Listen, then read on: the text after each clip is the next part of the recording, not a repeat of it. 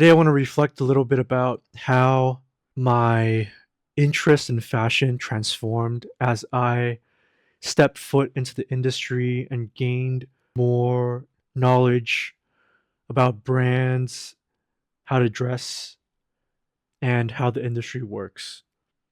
So, I wanted to reflect on this based off of this one occurrence when a couple of my friends visited Shanghai. We took them out to this place for dinner, and all of a sudden, the topic of Japan came up, and we started talking about shopping in Japan, thrifting in Japan, and this friend asked us for some advice about where to go shopping. And being a little bit, me being quite interested in fashion, I gave him a list of brands to go through, and my other friend also provided more input, more recommendations to where he can go. And at that time, I just felt like I needed to provide even more because, well, I'm working in industry, and I do take this interest in style pretty seriously. So reflecting back on how I reacted, I wanted to throw in more brand names and provide more recommendations on where to shop, what all these brands specialized in, which in turn did help out that friend who was in pursuit of all this knowledge and recommendations.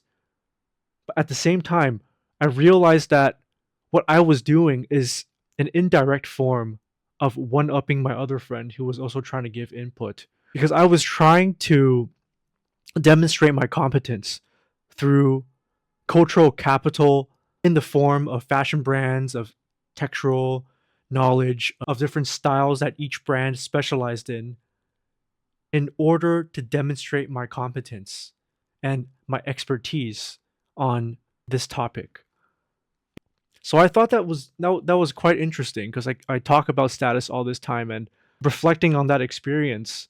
Although I'm fully aware of what happened, what I was trying to do now, but back then when we were actually speaking, I couldn't stop myself from doing this. And I'm definitely not a person who likes to one up people. I like to listen to how they view the world. But at that instant, I could not stop myself, or I couldn't consciously limit the amount of brands that I wanted to tell this guy. But that was definitely for me to signal my higher competence in the world of fashion. I also want to talk about how my consumption habits changed as I entered the industry. So, ever since I was a little kid, I started getting into fashion around the beginning of high school when we all started hitting puberty and we started to crack a little bit when we speak in public. But that was when I first started liking fashion, reading up a lot of fashion magazines to accumulate knowledge, brand knowledge, what they specialize in, different types of styles, different types of customers. And I started reading about business models of different fashion brands and took an interest in trying to assemble better outfits. And this persisted all the way into my first job. That interest eventually got me to step foot into the sports and fashion industry. And after that, I started to buy less and less and less. And I honestly think it's because I've seen a lot, I've acquired a lot, and you're also hanging out with a lot of samples and you're looking at clothes and shoes all day. You're just so sick and tired of looking at this stuff and going on store visits as well, having to take your global visitors around town when they do visit, go shopping and whatnot. And that definitely took a toll, right? I just didn't want to step foot inside a retail store outside of work hours. I still went online to explore new brands and whatnot, but never really converted as frequently as I did back then when I was still a kid. I started buying a lot less. I still consumed in a way that still allowed me to save money, which is quite different to what I thought I would do. I thought that As I made more income, I would start splurging on all the clothes and shoes that I dreamt of having when I was a kid. Also, when you start to realize that you really have to pick and choose what you spend your money on, especially things that depreciate in value. For instance, if you buy a piece of clothing, the moment you put it on, it loses resale value and it loses value in general. So you wouldn't be able to sell it for more than you acquired it for. If you were to sell it secondhand, it would definitely be at, let's say, 30 or 50% of the price that you bought it for. The moment you purchase such a thing, it depreciates in value. There's no way you can get the full amount back. So after realizing that, I started cutting down on expenses like crazy, especially when it comes to shoes and clothes, because you realize that you will not be able to escape that 9 to 5. You will not be able to escape working for someone else. You will not be able to chase after that life of freedom, that life of having to not rely on corporate, not relying on an entity to keep living well.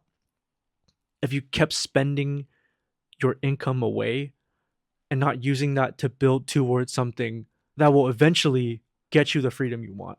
And especially if you're buying a lot of this stuff out of impulse, then you are for sure stealing from your future self.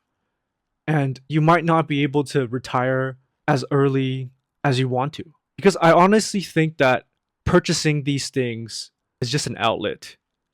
It's an outlet for desire. And you're gratifying that desire instantly through consuming something else. But that cycle just keeps on continuing. The moment you acquire something new, you're really happy about it. But after a while, you start to treat it like it's just another thing in your house and you stop caring about it. And that's when you seek something else, something new to fill that void. It's that novelty that you're seeking at all times to keep yourself occupied, knowing that you are actively changing your environment and changing what you're exposed to because you're evolutionarily wired that way. But I found that after I diverted my desires towards something else, that feeling of wanting to consume physical goods and talk about physical goods just faded.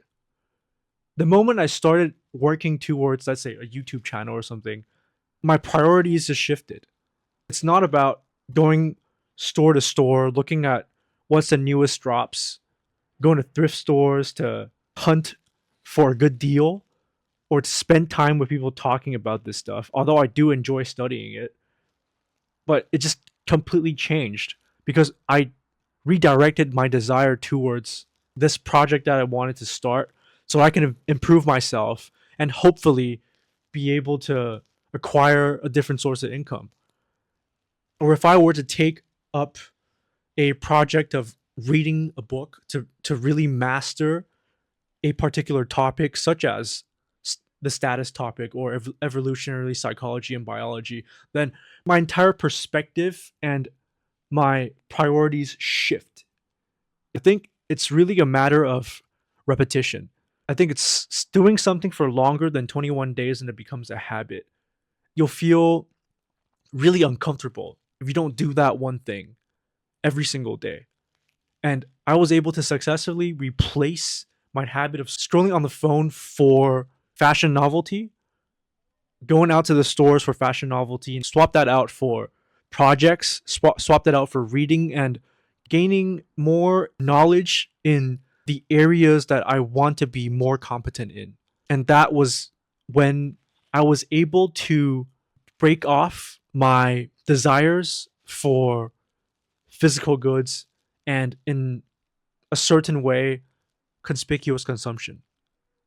When I look at brands, I still get really inspired by what they're doing, accumulating a more holistic knowledge base so I can apply this to what I'm doing later on and understanding the behavioral patterns and building up the mental models that would help me out, help me understand why brands do such a thing, and as a result, how customers would respond to the different products or marketing campaigns that these brands put out.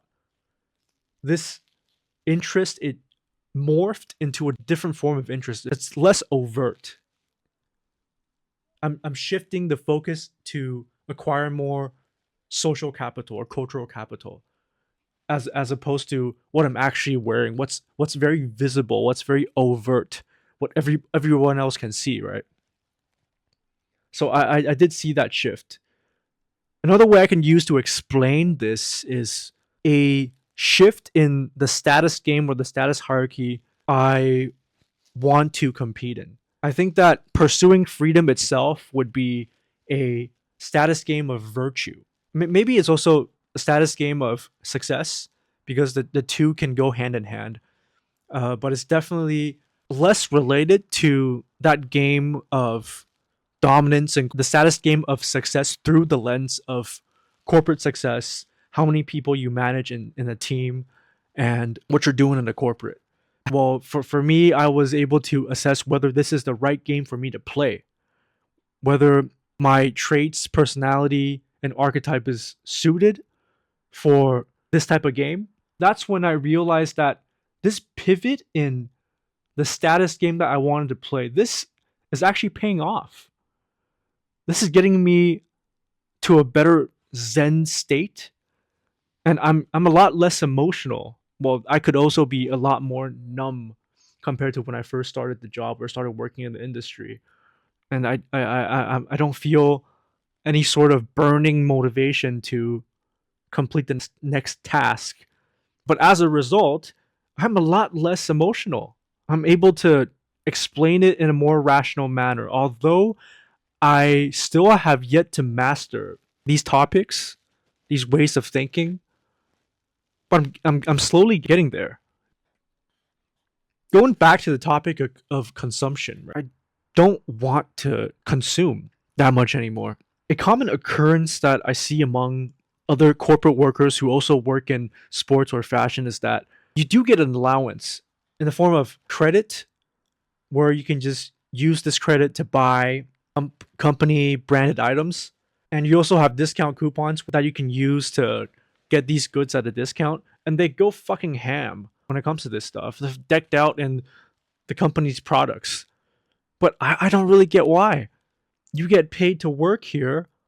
I understand if need some of these items so that you can wear on a daily basis and show up in a full outfit during company meetings. But when you're buying day in, day out, when you're using up your hard-earned wage and you're giving it back to the company that you're working for, I think there's something wrong with that. Because for me, if you're not giving it to me for free, I don't want to spend my own money on. I already work for the company. Why would I still pay for company goods? But I'm not going to spend my own money, my hard-earned wage, on you. Not going to happen. And a lot of people look at me weird when I'm not the one partaking in this buffoonery, because everyone else, they're decked out in company items, and they're always coming up to me like, "Oh, hey, Will, why ain't you putting on a head of outfit? You're responsible for an apparel and whatnot." And I don't give a fuck. I don't say that, but I just kind of say, "Oh yeah, I'll leave some for the rest of you guys," you know. Yeah, yeah. Well, I just wouldn't want to buy into that. But there's another reason to that.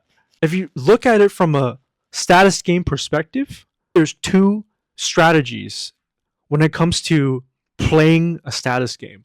The first strategy is to imitate. You imitate because you have to follow the rules, the basic foundational rules of that status game in order to maintain your status. I've said that people strive for status all the time, right? So in order to strive for that status, you have to know the rules before you break them. And to break them is to seek distinction. To seek distinction amongst the crowd. That is the most effective way to up your social status. To imitate know the rules in certain aspects of that status game, but in other aspects, be very unique and pursue distinction as a status strategy. Because this way, you'll be able to gain the most amount of status points possible and signal your higher status. So an example would be, say that higher status people, they got into Allbirds, is still quite niche, but as more and more people start wearing Allbirds, as it gets more mainstream, it's not unique to wear Allbirds anymore as someone who has perceived higher status. They wouldn't want to wear the same things that the people underneath them do. But why is that? The people underneath them imitate and they follow the rules, but the people they're modeling and imitating are people who are higher in status. You do not want to imitate people below you. And that's when you counter imitate. You seek distinction and uniqueness.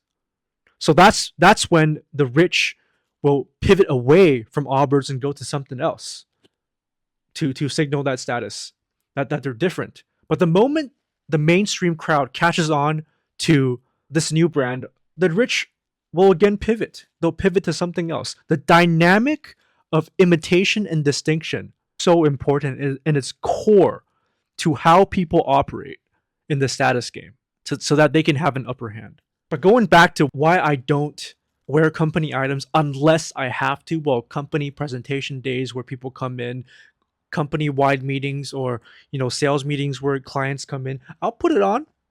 It's fine. I gotta follow the rules when externals are there, or when there's a really big meeting. But if it's on the daily, then I'm coming in decked out in shit I want to wear. Well, no competitor stuff, but I feel so much more urge to dress a certain way, dress in a way that's unique, borrowing off of that status strategy of being distinct, right? So that I can be different because I'm more invested in this status game. And this is totally just me dissecting myself, right? And that's why I want to pursue that distinction. I wouldn't want to just wear whatever the hell everyone else is wearing on a daily basis. It might be peculiar to a lot of people, but for me, this is just identity. It's status. That's everything I got for today. I'll see you in the next one.